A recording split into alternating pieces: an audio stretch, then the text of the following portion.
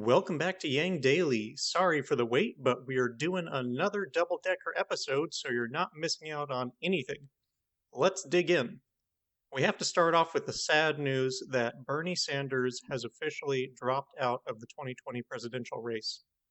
This is disappointing, even for people like me who don't think him a good fit for president. It's disappointing because it's another win for the mainstream media and DNC propaganda machine. It's disappointing because of the shameful options that it leaves us with, and it's disappointing because it didn't have to be this way. None of the progressive candidates in the race did enough to try and form alliances among themselves. Had Bernie, Yang, Tulsi, and Warren come together to combine their best policies, have deep discussions to try and find consensus on details, and worked together to push forward a winning administration, backing whoever had the best shot at winning after the first few early states, we wouldn't be left with the choice between one of two old, white, rich, male, unhinged molesters, allegedly. Instead, candidates adopted rugged individualism and even shunned cooperation.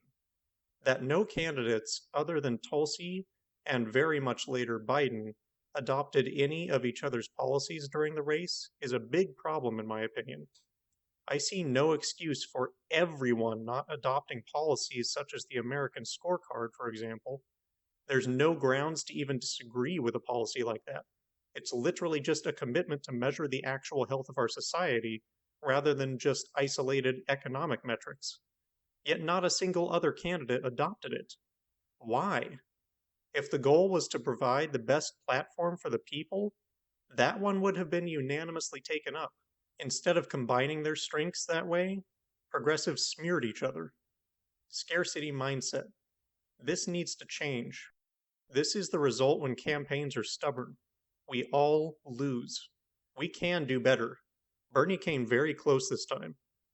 Biden can't last 2 terms, and Trump only has 1 left.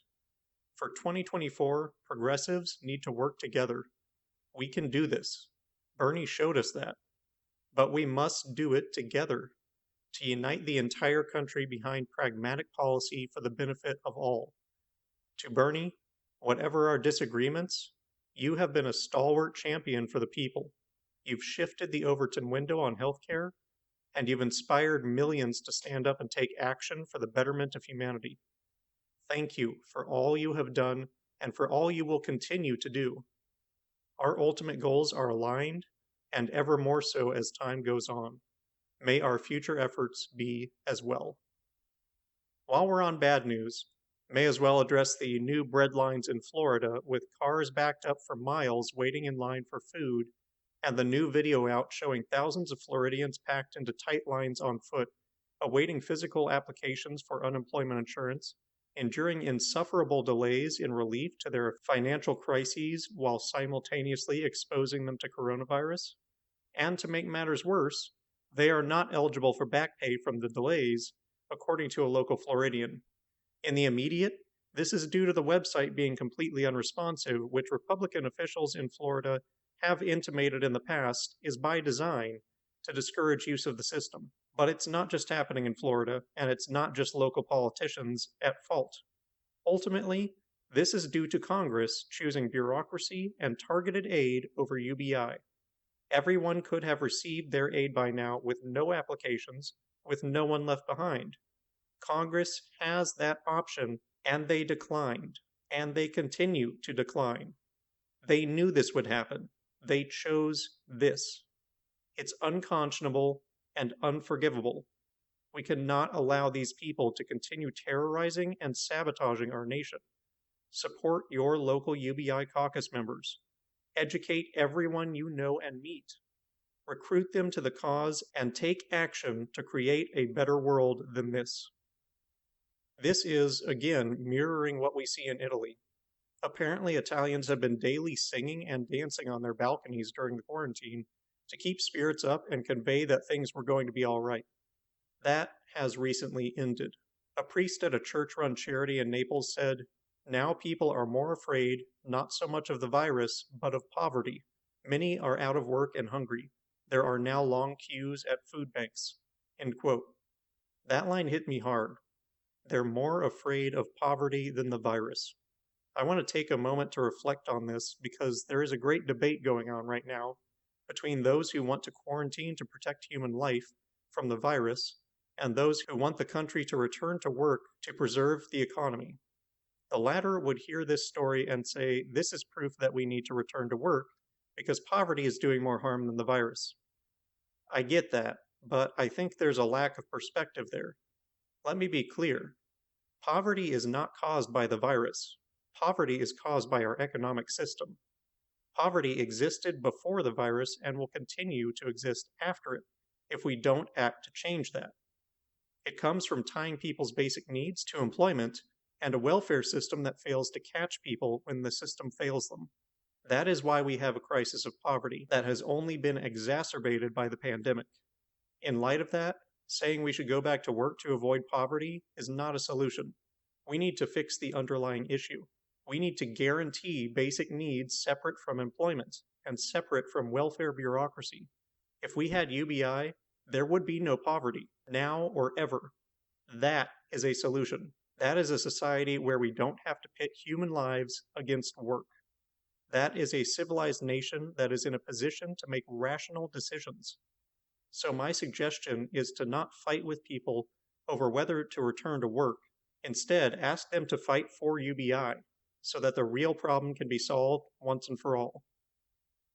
As Massimiliano Honorari, a professor at Luis University, said in the article, bureaucracy is the real enemy of this country, and in a crisis situation, it's impossible to solve this problem. People may have tried to keep their spirits up at the beginning of the lockdown, but now their thoughts are returning toward the bitter reality of a terribly fragile country. End quote. We cannot allow ourselves to just go back to business as usual. We need to fix that fragility. In better news regarding UBI, we talked about how Spain's proposal is actually not UBI, but Janice Lim wrote an article on how Singapore is considering relief that, while temporary, would be actually universal and unconditional. It would last 3 months and be funded by income taxes. That would be a great step forward if passed. Twitter CEO Jack Dorsey has committed to donate $1 billion, a whopping 28% of his net wealth, first to COVID relief and after the pandemic abates, to girls' education and health, and to UBI. It's not clear yet what form that will take, but it's great to hear that people at the top are committing to this evolutionary policy. Jack sees that granting everyone the opportunity to grow to their full potential is best for all of us, including the rich. UBI may also be the best improvement we can make for his other two focuses of health and education. Let's hope Andrew reaches out to coordinate efforts with Jack to make the best possible use of this incredibly generous philanthropy. Speaking of humans being humane, Yang tweeted something I wasn't aware of. Apparently in New York City, every night at 7 p.m., residents cheer out their windows to celebrate healthcare workers who are changing shifts. Yang retweeted a video clip of it in action. It's indescribably awesome. An example of what humanity can be at its best. I wish our politics could reflect this side of humanity, and I hope that we find a way to do so before these cheers go the same way as the singing and dancing in Italy. As most of you probably know, Yang did an op-ed piece regarding the racism around Asian Americans during the CV crisis, and as inevitably happens with discussions on racism, it rubbed a lot of people the wrong way. I haven't gotten into this because I don't think there's really any win condition here. Different people have different approaches and responses to racism, and we will never all agree what the right way to handle it is. I will say that we are accustomed to politicians filtering everything they say through focus groups and aides to the point where they aren't really communicating anymore. They're just regurgitating political correctness. For example, recall when the host of the Rubin Report was shocked that Yang was willing to interview without a pre-approved script. So I'm not surprised Yang catches some flack for saying something a bit off now and then, because Yang doesn't play the political puppet. He talks to people like a real human being, and human beings say things all the time that someone can find fault with. Most of us just don't have hordes of people with nothing better to do waiting for us to slip up so they can pounce and interpret anything we say in the worst possible way. If you treat Yang like a human, if he says something that sounds bad, ask him for clarification, and you'll find out it wasn't what you thought. That's how communication works. That's what Benny Liu did for Yang in a recent article.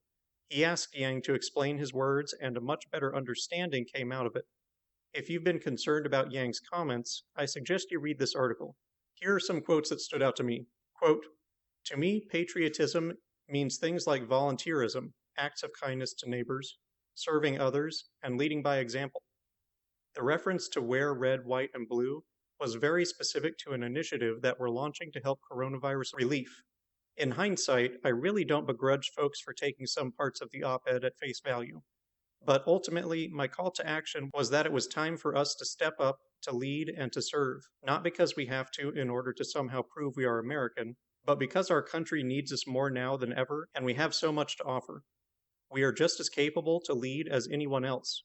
We love our country just as much, and yes, we are just as American.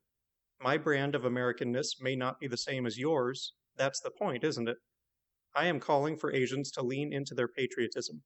Make it your own. It's far from conforming. What I do know is that to fight invisibility, first you need to show up, do things that matter, and stand for more than yourself in ways big and small. So, in retrospect, I would have made sure to reference that my op-ed was just part of a larger awareness campaign that some of the greatest voices in our community are getting behind, as a show of solidarity and leadership. Not to give too much away, but when it launches, I think it will be a lot clearer where my head was. End quotes. Moving on, there will be a Nerds for Humanity Powerhouse Roundtable airing on YouTube Saturday, April 25th at 11 a.m. Pacific, 2 p.m. Eastern, which will feature Heidi Briones, Mike Breuer, Jonathan Herzog, and Dr. Jermaine Johnson. It's quite the collection of pro-UBI congressional candidates. Exactly the type of people we need to get into Congress. Set an alert on your calendars. We have a great new opportunity to reflect our humanity even better than New York City by handing out cards to our neighbors that our Yang Gang friend Emmanuel created for us, which have fields for your name, phone number, address, and checkboxes for tasks that you're willing to help with, such as urgent errands, supply runs, mail, daily check-ins, or other. It notes that all appropriate pandemic precautions will be taken and has the address for humanityforward.com as well as Andrew Yang's face. This is a great way to help your neighbors in a time of need while simultaneously yanging them in the best way possible. I can't recommend this enough, as it's exactly the kind of community outreach that can really prove the value of our humanity first approach and policies. And again, it's just a really good thing to do for your neighbors. Please print these off and participate if you can. We need all the recruits we can get if we're going to upgrade America. Just make sure that you do take all precautions. And that'll do it for today's Yang Daily. Send Bernie a message of encouragement to let him know that you appreciate him in this dark time. Message Jack to thank him for his generosity. Add the Nerds for Yang Town Hall to your schedule. Print and hand out your neighborhood outreach cards. Get your taxes filed and your direct deposit set up pronto so you can get your $1,200. Consult Humanity Forward, the Income Movement Aid Database, or United Way if you need help. Call and write Trump, Pelosi, McConnell, Graham, Dean, and Schumer why true UBI stimulus is the best solution. Use ResistBot or Income Movement to easily contact all your representatives. Consider what we can do to push the movement forward in this critical moment and discuss with others at the local hubs in the support links. And don't forget to Yang Daily.